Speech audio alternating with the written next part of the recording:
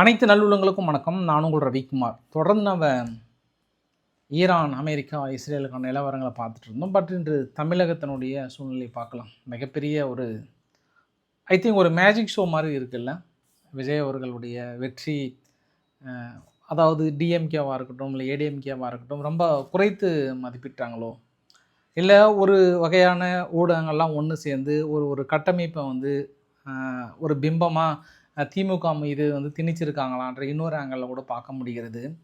ஏன்னா முதல்வர் மு க ஸ்டாலின் அவர்களே ஆல்மோஸ்ட் தோக்கிற கண்டிஷனில் கிட்டத்தட்ட தோல்வின்ற கண்டிஷனுக்கு வந்துட்டார் இல்லையா. இது எதிர்பார்த்துருக்கவே மாட்டாங்க. அதுவும் சென்னை எம்ஜிஆர் காலத்திலே சென்னையினுடைய கோட்டையை உடைக்க முடியல அப்படின்னு சொல்லும்போது டமார்னு உடச்சி சுக்குநூறாக உடச்சி எரிஞ்சிட்டாங்க கம்ப்ளீட்டாகவே. இதை திமுக எதிர்பார்த்துருக்கவே மாட்டாங்க. ஸோ எந்தளவுக்கு வெற்றி பெற்றிருக்காங்க, அடுத்து என்ன நடக்க போகுது, எங்கே கோட்டை விட்டாங்க யார், திமுக தரப்பில் 200 வெற்றின்றதில் ரொம்ப கான்ஃபிடெண்ட்டாக இருந்தாங்களே. இந்த தேர்தல் ஆரம்பிக்கிறதுக்கு முன்னாடி எல்லா வித கருத்து கணிப்புகளும் ஓடி வந்து எதிர்கட்சிகள்லாம் ஒன்றுமே இல்லை, எல்லாம் டம்மி பீஸு, திமுக மட்டும்தான் சூப்பர் பீஸு, 200க்கு மேலே நாங்கள் ஜெயிச்சிருவோம், வரலாறு படிப்போம், திமுக 2.0 உறுதி அப்படின்ற மாதிரிலாம் சொன்னாங்களே. எல்லாம் என்ன ஆச்சு, என்ன நடந்தது? வாங்க வீடியோக்குள்ளே போகலாம். ஸோ வீடியோக்குள்ளே போகிறதுக்கு முன்பு நீங்கள் நம்ம சேனலில் சப்ஸ்கிரைப் பண்ணலாம், சப்ஸ்கிரைப் பண்ணிட்டு வாங்க. மறக்காம பெல் பட்டன் கிளிக் பண்ணி ஆல் ஆப்ஷன்ஸ் கொடுங்க. வீடியோக்குள்ளே போகலாம்.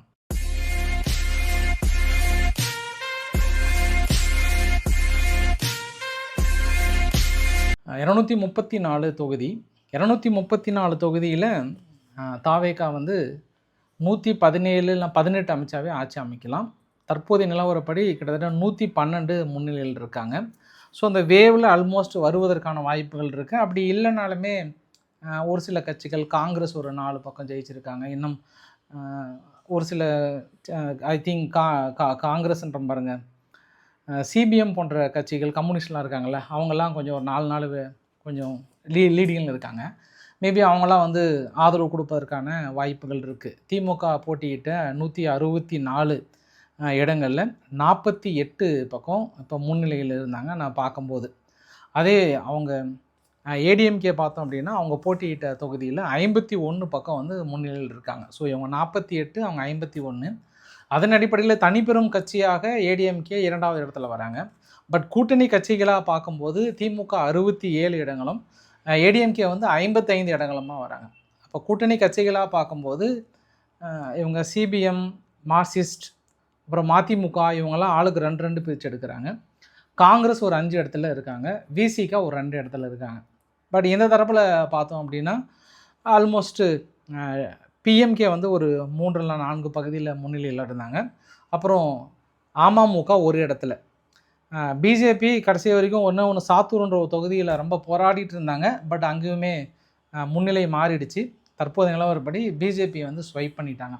எங்கேயுமே தமிழகத்தில் இல்லாத ஒரு சூழ்நிலையை உருவாக்கியிருக்கிறாங்க. பட் இந்த தேர்தலை பொறுத்த வரைக்கும் பெரிய விவாதக்கு உள்ளாக்கப்பட்டது என்னென்னா கருத்து கணிப்புகள் எலெக்ஷனுக்கு முன்னாடி வெளியிட்டதும் சரி, எலெக்ஷனுக்கு பின்னாடி வெளியிட்டதும் சரி, பெரும்பாலும் திமுகவுக்கு ஆதரவான கருத்து கணிப்புகளே இருந்தது. இந்த ஆக்சிஸ் மை இந்தியாவை நான் தூக்கிட்டு வரும்போது கூட நிறைய பேர் என்னையை கூட கிரிட்டிசைஸ் பண்ணிங்க. நீயும் உங்கள் கருத்து கணிப்போம், நீ என்ன படிச்சுவோங்கன்ற மாதிரிலாம் சொன்னீங்க. பட் அவங்களோட சக்ஸஸ் ரேஷியோ அதிகமாக இருக்குது. எல்லோரும் ஒரு பக்கம் நிற்கிறாங்கன்னா இவர் மட்டும்தான் டிவிகே, ஒரே ஒரு கட்சி மட்டும்தான் டிவிகே வரும்னு போட்டிருந்தாங்க. அதுக்கப்புறம் சின்ன சின்ன குரூப்ஸ், எட்வின் போன்ற சின்ன சின்ன குரூப்ஸ் தான் போட்டிருந்தாங்க. பட் இருந்தாலும் ஆக்சிஸ் மை இந்தியா பெரிய அளவுக்கு கிரிட்டிசைஸ் பண்ணாங்க. குறிப்பாக ரங்கராஜ் பாண்டியா அவர்கள் என்ன சொன்னாருன்னா, சரி எல்லாரும் ஒரு பக்கம் போடுறாங்க, நம்ம மட்டும் ஏன் அப்படி 2 அடிச்சு விடுவோமே அப்படின்னு அடிச்சு விடணும்னு சொல்லிட்டு இந்த பக்கம் ரொம்ப கிரிட்டிசைஸ் பண்ணார். அதுவும் டிவிக்கெல்லாம் 10 இடம் ஜெயிச்சதுன்னா நான் அரசியல் பேசுகிறதே விட்டுறேன் அப்படின்னாரு. அப்புறம் கோட்டீஸ்வரன் ஒருத்தர் டிவிக்கெல்லாம் 2 இல்லை 3 இடம் ஜெயிச்சாவே நான் பத்திரிக்கை தொழிலே விட்டுறேன், பத்திரிக்கை தொழில் நான் நடத்துகிறதே வேஸ்ட்டு, நாங்கள்லாம் இங்கே உட்காந்து தமிழகத்தில் ஒரு கருத்து கணிப்பு நடத்தி திமுக வருன்றோம், இவங்க மட்டும் ஓடி இவங்க டிவிக்கே வரும்னா நம்புவாங்களா, அப்போ நாங்கள் என்ன முட்டாளுகளா அப்படின்ற மாதிரிலாம் அந்தளவுக்கு கிரிட்டிசைஸ் பண்ணாங்க. ஆனால் இன்றைக்கி அந்த மனுஷன் உட்காந்து ராக் டான்ஸ் போட்டுக்கிறார் அங்கே உட்காந்து. ஏன்னா ஒரு பிம்பமாக உயர்ந்துட்டார் அவர் சொன்ன தொகுதி என்னென்னா 120 வருவாங்கன்னாங்க. அவங்க எப்பயுமே ப்ரெடிக்ஷனில் என்ன சொல்கிறாங்கன்னா, மொத்த ரிசல்ட்டும் முடியும் போது பாருங்கள் 120 நிற்குவாங்க, அதில் எந்த மாற்று கருத்துமே இல்லை அப்படின்லாம் ரொம்ப தெளிவாக இருக்கிறாங்க அவங்க. ஸோ அவங்க பண்ண ப்ரெடிக்ஷன் படி ஃபஸ்ட்டு டிவிகே, 2வது திமுக கூட்டணி, 3வது தான் ஏடிஎம்கே அப்படின்ற அடிப்படையில் அது அப்படி தான் வந்திருக்கு. ஒட்டுமொத்த கூட்டணியாக சேர்த்து பார்க்கும்போது அப்படி தெரியுது. ஆனால் நம்ம இன்னொரு ஆங்கிளில் ஒரு விஷயம் நம்ம பார்க்க முடியுது. பணம் கொடுத்தா மக்கள் ஓட்டு போட்டுருவாங்கன்ற எண்ணத்தை உடைச்சிருக்காங்க. என்னதான் டிவிகே வந்து தற்குறிகள் அப்படின்னு சொல்லிட்டு பணம் கொடுக்குற கட்சியெல்லாம் அறிவாளி கட்சிகள் அப்படின்ற மாதிரிலாம் ஒரு நினப்பு இருந்தது. அவங்கள தற்குறிகளாகவும் இவங்களெல்லாம் அறிவாளிகள் போலவும் சித்தரித்தாங்க. பணம் 1500, 2000, 3000, 10,000, 15,000 மூக்குத்தி எல்லாம் கொடுத்தாங்க, கொலுசெல்லாம் கொடுத்தாங்க. ஆனால் இன்று சம்மட்டியடி. ஸோ இதுக்கப்புறம் ஒரு ரெக்வஸ்ட் என்ன அப்படின்னா, இதுக்கப்புறமும் திருந்துங்க அரசியல் கட்சிகளே, பணம் கொடுத்தா தான் ஓட்டு போடுவாங்கன்ற ஒரு மனநிலையை மாற்றுங்க. மக்கள் வந்து மாற்றம் வேணும் அப்படின்னு முடிவு பண்ணி போடப்பட்ட ஓட்டு. மேக்சிமம் இடத்துல வந்து யார் வேட்பாளர்னு கூட தெரியாமல் ஓட்டு போட்டிருக்காங்க. ஒன்லி விஜய் அப்படின்ற ஒரு ஒற்றை முகத்துக்காக போடப்பட்ட ஓட்டாக பார்க்கப்படுகிறது. எங்கள் வேட்பாளர் என்ன நின்னாங்க, ஏன்னா மற்ற எல்லா கட்சிகளும் பார்த்தோம் அப்படின்னா எலெக்ஷன் களத்தில் வந்து இறங்கி தொகுதியாக போனாங்க. இதில் அதிகமான தொகுதி போனது நாம் தமிழர் கட்சி சீமான் அவர்கள், அதுக்கப்புறம் உதயநிதி ஸ்டாலின் அவர்கள், அப்புறம் எடப்பாடி பழனிசாமி அவர்கள், அப்புறம் மு.க. ஸ்டாலின் அவர்கள் பெரிய அளவுக்கு போனாங்க. ஆனால் ரொம்ப ஸ்மார்ட்டாக எங்கேயுமே போகாமல் லீவில் ஒரு நாள் விட்டு ஒரு நாள் லீவெல்லாம் விட்டு ரொம்ப கூலாக எங்கேயும் பிரச்சனைலாம் பண்ணல. ஒரு 2 இடத்துல தான் பேசினார், மீதி எல்லா இடத்துலையும் சும்மா அப்படி கையை மட்டும் தான் அசைச்சார். ஆனால் அவர் எங்கெல்லாம் விசிட் பண்ணாரோ அந்த இடத்துல அப்படியே அந்த தொகுதியே தூக்கியிருக்கிறாங்க. எங்கெல்லாம் விசிட் பண்ணலையோ அந்த தொகுதியெல்லாம் வந்து கொஞ்சம் பேக் அடிச்சிருக்கிறாங்க. இங்கே தருமபுரி இந்த பக்கம் ஒசூர் சைட்லாம் வரவே இல்லை. அதனால் அங்கே பெரிய ஒரு மாற்றம் வந்து பார்க்க முடிகிறது. ஸோ இந்த மாற்றத்தெல்லாம் தாண்டி இப்போ திமுக வந்து என்ன சொல்லியிருக்காங்க அப்படின்னாங்கன்னா, நாங்கள் மக்களுக்கு நிறைய பண்ணோம், அதாவது தொங்கு சட்டப்பேரவை வரும் தான் நாங்கள் நினைக்கிறோம். இந்த முடிவுகளை வந்து ஒரு மௌன புரட்சியாக பார்க்குறோம். திமுக தன் கடமையை முழுமையாக செய்தது, மக்கள் தன் கடமையை செய்ய தவறிட்டாங்க அப்படின்னு திமுகனுடைய அமைப்பு செயலாளர் வந்து சொல்லியிருக்காங்க. மக்கள் தன் கடமையை செய்ய மறந்துட்டாங்க அப்படின்றத விட நம்ம இப்படி பார்க்கலாமா? ஏன்னா திமுகவுக்கு வந்து கிரவுண்ட் ரியாலிட்டியை பத்திரிகையாளர்கள் வந்து புரிய வைக்க மறுத்துட்டாங்க, இல்லை புரிய வைக்க விடலையா, இல்லை துதி பாடிட்டாங்களா? 95% வந்து பத்திரிகையாளர்கள் டிவி விவாதத்தில் நீ எடுத்தீங்கன்னா முழுக்க டிவிக்குன்ற பாருங்க, இவங்க டிஎம்கே புகழ் பாடி டிவிகேவை எந்த அளவுக்கு கிரிட்டிசைஸ் பண்ண முடியுமோ, அதுவும் பழனிசாமி அவர்களை ஒரு ஆளாகவே கண்டுக்காமல் அந்த அளவுக்கு துதிப்பாடுகிற கூட்டம் தான் மிகப்பெரிய அளவுக்கு இருந்தது. அப்போ இன்றைக்காவது புரிஞ்சிருப்பாங்க பத்திரிகையாளர்களும் தன்னுடைய நினப்பு வேறு, அங்கே கிரவுண்ட் ரியாலிட்டி வேறு அப்படின்றத வந்து மேபி புரிஞ்சிருப்பாங்கன்னு நினைக்கிறேன் நான். ஏன்னா அந்தளவுக்கு பெரிய ஒரு பிரதிபலிப்பாக ஒட்டுமொத்த மக்களோட கருத்தாக வந்து சொன்னாங்க ஒன்று. 2வது, எப்போவுமே பெண்களுடைய ஓட்டு வந்து அதிகமாக பார்க்கப்படுகிறது. பெண்கள் கொஞ்சம் இலகைய மனம் படைத்தவர்கள் இல்லையா? தொடர்ந்து ஒரு மனுஷனை போட்டு அடின்னு அடிச்சுட்டே இருந்தாங்கன்னா அந்த பெண்களே ஆட்டோமேட்டிக்காக மாற ஆரம்பிச்சிருவாங்க. கரூர் விவகாரத்தை தொடங்கி அங்கே போலீஸ் பாதுகாப்பு குறைபாடில் ஆரம்பித்த விவகாரத்தில் இருந்து, அப்புறம் ஜனநாயகன் படம் வெளிவராக விவகாரம், அப்புறம் குடும்ப விஷயத்தை எடுத்தது, இந்த மாதிரி விஷயத்தை எல்லாமே அவருக்கு பாசிட்டிவாக அமைஞ்சிருச்சு, நெகட்டிவாக அமையலை அப்படின்றது தான் ஒரு கூடுதல் தகவலாக பார்க்க முடியுது. நான் பெரிய ஒரு ஷாக்கிங்காக பார்க்குறது எங்கே தெரியுங்களா? மதுரை தொகுதி தான். அதுவும் மதுரை மத்திய தொகுதியை பார்த்தோம் அப்படின்னா சுந்தர்சி அவர்களும் பிடிஆர் பழனிவேல்ராஜனும் அடிச்சுக்கிறாங்க. அந்த முஸ்தபா அவர்களை கண்டுக்கவே இல்லை, சுத்தமாகவே கண்டுக்கலை. ஆனால் மனுஷன் அடித்து உடச்சி எரிஞ்சு 17,000 ஓட்டு வித்தியாசத்தில் அவர் பாட்டுக்கு ஜெயிச்சு வர்றாருன்னா பாருங்க அங்கே இருக்கக்கூடிய சூழ்நிலை. அதை விட மிகப்பெரிய ஒரு பெரிய விஷயம் என்ன, 10 தோல்வி பழனிசாமின்னு சொல்லியே கடைசியில் ஒரு முதல்வர் தொகுதியே தோல்வியினுடைய விளிம்பு நிலையில் இருக்கிறது அப்படின்னா திமுகவுக்கு மிகப்பெரிய ஒரு சம்மட்டி அடி தான். குறிப்பாக கொளத்தூர் தொகுதியில் ஸ்டாலின் அவர்களுடைய தோல்வியை பார்க்க முடிகிறது. ஆல்மோஸ்ட் அவர் தான் யார் சேகர் பாபு அவர்கள் வந்து முடிச்ச சேகர் பாபுன்னே வந்து பாருங்கள். பாபு அவர்கள் வந்து ஒட்டுமொத்தமாக ஸ்டாலின் அவர்களுடைய இது பெரிய விஷயங்க. எப்படின்னா ஏடிஎம்கே காலத்தில் பர்கூர் தொகுதியில் ஜெயலலிதா துவக்கும் போது பெரிய அளவுக்கு பேசப்பட்டது, அவ்வளோதான் கட்சியோட எதிர்காலமே இல்லைன்ற மாதிரிலாம் பேசினாங்க. ஈவன் உதயநிதி ஸ்டாலின் அவர்கள் கூட ரொம்ப எளிதெல்லாம் இல்லை, ஒவ்வொரு ரவுண்டிலுமே வந்து கஷ்டப்பட்டு போராடி ஜஸ்ட்டு கொஞ்சமாக தான் முன்னேறி வந்தாங்க. ஒரு 3 ரவுண்ட் 4 ரவுண்டில் அடி, பயங்கரமான அடி, ஃபுல்லாக வந்து பின்னோக்கி வந்து போங்க முடிஞ்சதை பார்க்க முடியுது. சென்னை வந்து திமுகவின் கோட்டை, எந்த கொம்பனாலும் உடைக்க முடியாது, எந்த கொம்பனாலும் குறை சொல்ல முடியாது அப்படின்னு திமுக நினைத்திருந்ததில் ஒன்று தவிர மீதி எல்லாமே ஸ்வைப் பண்ணி வச்சுருக்காங்க. சேகர் பாபுவே டவுட்டு தான், ஒரு 300 ஓட்டு 400 ஓட்டில் அதான்னு சொல்லிட்டு அப்படியே இந்த கடைசி நேரத்தில் பால் ஊற்றுவாங்களே அந்த கண்டிஷனில் தான் இருக்காங்க. இதில் நிறைய விஷயங்கள் வந்து கிரவுண்ட் ரியாலிட்டியில் வந்து பிரதிபலிக்க முடிகிறது.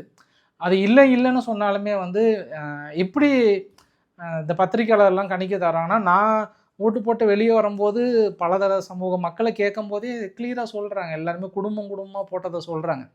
அது அடிப்படையில் தான் நானும் மாற்றம் ஒன்றே மாறாதது, கண்டிப்பாக மாற்றம் இருக்குங்க. ஏன்னா நான் கெஸ் பண்ண ஒரு சில பரம்பரை திமுக நபர்கள்லாம் வந்து டிவிகேவுக்கு போட்டிருக்காங்க, ஏடிஎம்கே நபர்கள் டிவிகேவுக்கு போட்டிருக்காங்க, ஒரு சில குறிப்பிட்டவர்கள்லாம் வாரி போட்டு தள்ளியிருக்கிறாங்கன்றது தெளிவாக தெரியுது. இதெல்லாம் மறந்துட்டு போயிட்டு ஓடி உட்காந்து இன்னுமே கடைசி கட்டது வரைக்கும் திமுக துதி பாடிட்டே இருந்தாங்கன்னா அது கொஞ்சம் ரிஸ்க் இல்லை. அது இந்த இடத்துல வந்து உணர வச்சுருக்காங்க. அது இல்லாமல் இந்த பிரசாந்த் கிஷோர் வந்து எலெக்ஷன் முன்னாடி கண்டிப்பாக டிவிக்கே தனி மெஜாரிட்டியாக 120 வரும், நீங்கள் இதை புக் மார்க் பண்ணிக்கோங்க, எலெக்ஷன் வரும்போது நீங்கள் என்கிட்ட ஓடி வருவீங்கன்னு சொன்ன அந்த வீடியோ வந்து பெரிய அளவுக்கு வந்து ட்ரெண்டிங்காக இருக்குது. இதை விட மிகப்பெரிய நான் ஒரு பெரிய ஆச்சரியமாக பார்க்குறது வந்து வெஸ்ட் பெங்கால். வெஸ்ட் பெங்காலுடைய தேர்தல் பார்த்தோம் அப்படின்னா ஒரு 3 தலைமுறையாகன்ற மாதிரி சொல்ல முடியும். வெஸ்ட் பெங்கால் மம்தா பானர்ஜி அவர்கள் வந்து ஒரு சிம்ம சொப்பனமாக, ஒரு நீங்காத சக்தியாக பயங்கரமாக விளங்கினாங்க. பட்டு உள்துறை அமைச்சர் அங்கேயே போயிட்டு ஸ்டே பண்ணிட்டார். ஸ்டே பண்ணி அப்படின்னு பார்த்தா ஆல்மோஸ்ட் இப்போ நான் வரும்போது 192 பக்கம் இருந்தது, அவங்க 96 தான் இருந்தாங்க டிஎம்சி வந்து. இதை அவங்க எதிர்பார்த்துருக்கவே மாட்டாங்க. வெஸ்ட் பெங்காலில் வந்து நாம் தோப்போமா அப்படின்னு அவங்க நினச்சி பார்த்துருக்கவே மாட்டாங்க. அது பெரிய விஷயம். அசாம் வந்து அது தெரிஞ்ச ரிசல்ட் தான். பட்டு கேரளாவில் பெரிய ஒரு மாற்றத்தை பார்க்க முடிகிறது. காங்கிரஸ் 101 இடங்கள் பக்கம் வந்திருக்காங்க. அங்கே ஏற்கனவே கம்யூனிஸ்ட் வந்து 36 பக்கம் வந்திருக்காங்க. பிஜேபி வந்து 2 இடங்களில் வந்திருக்காங்க. பட் பிஜேபி என்ன எங்கள் தமிழ்நாட்டில் நாங்கள் மலரவில்லை என்றாலும் நாங்கள் வந்து வெஸ்ட் பெங்காலில் மலர்ந்துட்டோன்ற ஒரு தனிப்பட்ட சந்தோஷத்தில் இருப்பாங்க அப்படின்னு நினைக்கிறேன் நான். ஏன்னா அந்தளவுக்கு அவங்க தேர்தல் ரிசல்ட்டை வந்து பார்க்க முடிகிறது. அதாவது திமுக தலைவரானதுக்கப்புறம் அவருக்கு ஏற்படுகிற முதல் தோல்வின்றாங்க. இது வரைக்கும் 10 தேர்தலில் அவர் அடுத்தடுத்து வெற்றி பெற்றிருக்கிறார். அதுக்கப்புறம் ஏற்பட்ட முதல் தோல்வின்றார்.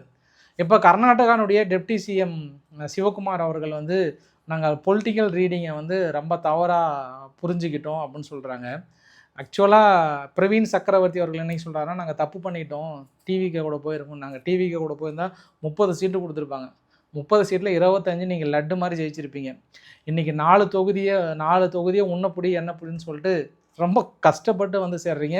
அதுவுமே பெரிய டிஃப்ரென்ஸ்லாம் இல்லை, ஒரு 2 இடத்துல ஜெயிச்சிருக்காங்க, இன்னும் 3 இடத்துல வந்து பெரிய இழுப்பறி நிலையாக இருக்கிறது. மீதி திமுகவில் இருக்கிற கூட்டணி கட்சிகள், அதுவும் குறிப்பாக டிஎம்டிகேலாம் வந்து திமுகவுக்கு நெகட்டிவ் ஹாஸ்பிட்டல் தான் பார்த்தாங்க. அப்படி நாங்கள் கூட்டணி சேர்த்தா முடிச்சிடுவோன்ற மாதிரிலாம் வந்து நினச்சாங்க. பட் இந்த அளவுக்கு முடிப்பாங்கன்னு தெரியல. இதுவுமே கூட இந்த ஓட்டு போடாமல் இந்த பஸ்ஸுக்கு வராமல் ஒரு 2லேருந்து ஒரு 3 லட்சம் 4 லட்சம் ஓட்டு நின்றுச்சு பார்த்தீங்களா, அதெல்லாம் வந்திருந்தால் இன்னும் கொஞ்சம் ஸ்வைப் பண்ணியிருப்பாங்க. எப்படின்னு கேட்டிங்கன்னா, நிறைய இடத்துல வெற்றி பெற்ற ஒரு சில இடத்துலாம் 1000 ஓட்டு 500 ஓட்டு, அதாவது டிவிகே செகண்ட் பிளேஸில் இருக்கிறத சொல்கிறேன் நான். டிவிகே செகண்ட் பிளேஸில் இருக்கிறது பார்த்தோன்னா 500 ஓட்டு 1000 ஓட்டு அது மாதிரி ஓட்டு வித்தியாசம் தான் இருக்குது. அப்போ அந்த இடத்துல மாற்றங்கள் ஏற்பட்டிருக்குமா அப்படின்றத பார்க்க முடிகிறது. தற்போதைய நிலவரப்படி என்னென்னா, டிஎம்கேவுக்கும் ஏடிஎம்கேவுக்கும் எதிர்க்கட்சி தலைவருக்கு போட்டி. யார் வந்து எதிர்க்கட்சி தலைவராக உட்கார போகிறாங்கன்றது தெரியல. ஏன்னா நான் 49 சம்திங் பார்க்க முடிகிறது. பார்க்கலாம், நிறைய தொகுதிகள் வந்து எல்லாமே 1000 ஓட்டு வித்தியாசத்தில் தான் இருக்குது. 1000 ஓட்டு 2000 ஓட்டு வித்தியாசத்தில் தான் இருக்குன்றதை பார்க்க முடிகிறது. ஸோ எந்த ஒரு வெற்றியை நீங்கள் எப்படி எதிர்பார்க்குறீங்க? நீங்கள் ஏதாவது எதிர்பார்த்தீங்களா இந்த தேர்தல் அப்படின்றதான் உங்களிடம் கேட்கப்படுகிற பிரதான கேள்வியாக இருக்கிறது. நான் ஈரானுடைய விவகாரத்தை பற்றி நான் ரவிக்குமார் ஆர்கே சேனல்லையோ இல்லை அடுத்த வீடியோவில் நான் கண்டிப்பாக தெளிவாக போடுறேன் நான். ஏன்னா ஈரானில் இவங்களுடைய ப்ரொப்போசல் வந்து ரிஜெக்ட் பண்ணிட்டாங்க ஃபுல்லாகவே. யாருடைய ப்ரொப்போசல்? அவங்க ஈரானுடைய ப்ரொப்போசல் வந்து அமெரிக்கா வந்து ரிஜெக்ட் பண்ணிவிட்டு ஸ்ட்ரைட் ஆஃப் ஹார்முஸை நாங்கள் எங்கள் கட்டுப்பாட்டில் எடுக்கிறோம், நாங்கள் சேஃப் பேசேஜை வந்து உருவாக்க போகிறோம் அப்படின்லாம் வந்து சொல்லியிருக்காங்க. பார்க்கலாம் என்ன நடக்க போகிறது என்று. அதுவும் ஏவா வேலு அவர்கள்லாம் வந்து பெரிய ஒரு கோட்டையாக இருந்தார், திருவண்ணாமலையில் அசைக்க முடியாத ஒரு சக்தியாக இருந்தார். அவருக்கு இந்த நிலைமையா அப்படின்லாம் பார்த்தாங்க. பட் கேஎன் நேரு வந்து கடைசி ரவுண்டு வரைக்குமே பின்னாடி வந்தார். திடீர்னு லாஸ்ட் ரவுண்டில் பார்த்தா வெற்றி மாபெரும் வெற்றின்னு சொல்லிட்டு அனௌன்ஸ் பண்ணியிருக்கிறார். பார்க்கலாம். இனி திமுக வந்து சுய பரிசோதனை செய்யும் அப்படின்ற மாதிரிலாம் வந்து சொல்லியிருக்காங்க. 2 ஜாம்பவன்கள் 50 வருடம் நாங்கள் தான் இந்த கோட்டை அப்படின்ற மாதிரிலாம் சொல்லப்பட்ட தமிழகத்தினுடைய அரசியல் களம் வந்து முற்றிலும் மாற்றப்பட்டிருக்கிறது. ஒன்று வந்தால் திமுக, இன்னொன்று வந்து ஏடிஎம்கே. 3வது கட்சிகள் யாருமே உருவெடுக்க விடாமல் விட்டுட்டாங்க. கமலஹாசன் அவர்களை அடித்து நொறுக்குனாங்க. அப்புறம் இவர் டிஎம்டிகே வந்து அடித்து நொறுக்குனாங்க. அப்புறம் இன்னொரு இதை நான் சொல்ல மறந்துட்டேன் பாருங்கள், நாம் தமிழர் கட்சியினுடைய வீழ்ச்சி இந்த இடத்துல பார்க்க முடியுது. பெரிய வீழ்ச்சி. ஓட்டெல்லாம் நிறைய இடத்துல டெபாசிட் வாங்கலை.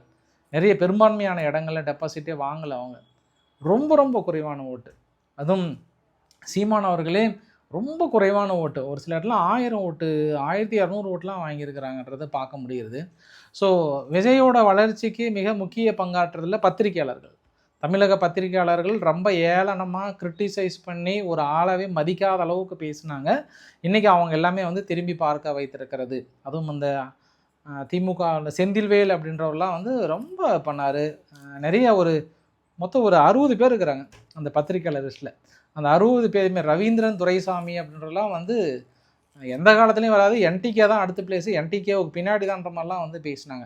ஆனால் டிவிகேவோட வளர்ச்சிக்கு பெரும் பாடுபட்டது சாட்டை துரைமுருகனும் அந்த இடுமாவன் கார்த்தி. அவங்க தான் 2 பேரும் தூங்கினாலும் விடிஞ்சாலும் எங்கே போனாலுமே டிவிகே விஜய்னு கத்தி கடைசியில் அது என்ன ஆச்சுன்னா அவங்களுக்கே எகெயின்ஸ்டாக மாறிடுச்சு. நேற்று கூட நாம் தமிழருடைய சாட்டை துரைமுருகன் அவர்கள் புக் மார்க் பண்ணி வச்சுக்கோங்க, ஒரு தொகுதியில் கூட ஜெயிக்க மாட்டாங்க. அப்படி ஜெயிச்சிட்டாங்கன்னா நான் வந்து ஒரு அப்பனுக்கு ஆத்தாளுக்கு நான் பிறக்கலான்ற மாதிரிலாம் வந்து ஒரு மாதிரிலாம் பேசினாங்க. ஸோ வழக்கமாக இந்த மாதிரி டைலாக்லாம் பெருசாக இருக்கும். பட் இருந்தாலுமே இதெல்லாம் ஓவர் அண்டர் எஸ்டிமேட்டடில் ஒரு கள நிலவரத்தை வந்து புரியாமல் பேசியிருக்காங்களான்ற இன்னொரு ஆங்கிளையும் பார்க்க முடிகிறது. லாஸ்ட் டைம் வாங்கின என்டிகேனுடைய ஓட் பர்சன்டேஜே இந்த அளவுக்கு இருக்குமா அப்படின்றதுல பெரிய கேள்விக்குறியாக இருக்கிறது.